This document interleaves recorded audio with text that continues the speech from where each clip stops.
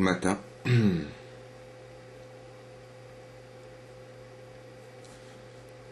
me suis couché tard. J'étais impressionné hier par un patient à l'hôpital. Je n'ai pas pu faire autre chose que d'en parler dans une petite vidéo en annexe que j'ai mise hier. Je me suis demandé si j'allais rêver d'ailleurs de ce type-là, après la vision que j'avais eue avec la vieille, qui allait gagner. Je me suis retrouvé devant l'obstacle dans la forêt quand je me suis réveillé, un petit peu avant que je m'allonge dans l'herbe, il y a quelques jours. Il y avait cette femme aux cheveux le corbeau.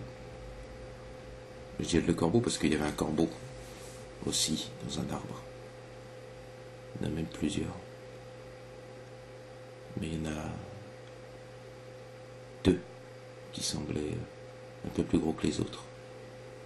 Ça m'a fait penser à Hugin et Munin, je ne sais pas trop la prononciation, les deux corbeaux d'Odin.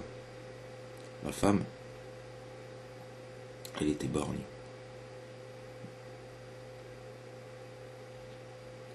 À moitié comme moi.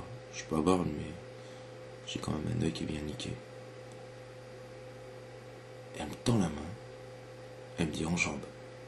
Je fais non. Elle me dit en jambe. Je vais te faire voyager.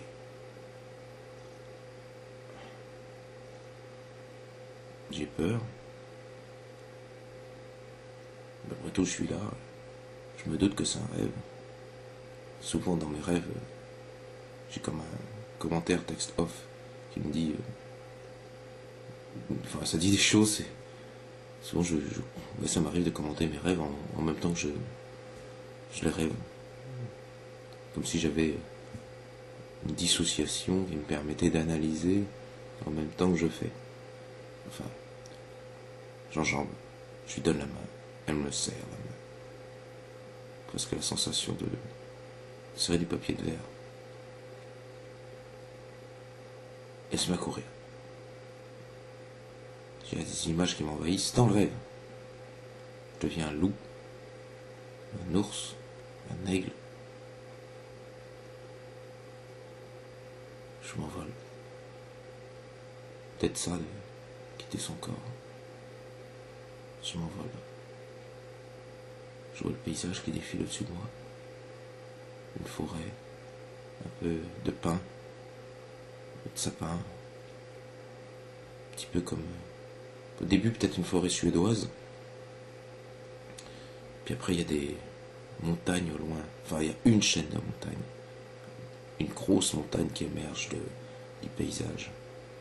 La montagne est en forme de... une sorte de M. Il y a un petit creux au milieu, il y a un grand bloc comme ça. On se dirige vers le milieu de la montagne. C'est peut-être ce qui reste d'un volcan. On plonge au milieu des deux pics rocheux. On glisse à l'intérieur de la montagne vers ce qui ressemble à une vallée. Et là, il y a un lac au milieu. Ça doit être un volcan, donc, parce que il y a une petite péninsule rayeuse. Ça ressemble à du calcaire. Ça ne devrait pas être du calcaire, ça devrait être de la roche volcanique, mais c'est un rêve. Enfin, la péninsule et le bord du lac n'a pas le même aspect que la roche autour. Mais je me pose dans cette péninsule. C'est tout vierge, la nature. Je vois une biche un petit peu plus loin qui est pas du côté falaise du lac, qui est du côté plage, qui est en train de boire. Il y a un lion aussi. C'est bizarre parce que enfin, c'est pas un paysage où on devrait s'attendre à voir un lion, mais bon. Un lion, pas un puma. Et la femme là, elle est plus avec moi, mais j'entends le vent en fait. Et c'est comme si ça me disait t'as envie de parler au lion?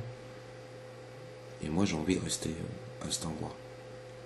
Je préfère que le lion il vienne vers moi.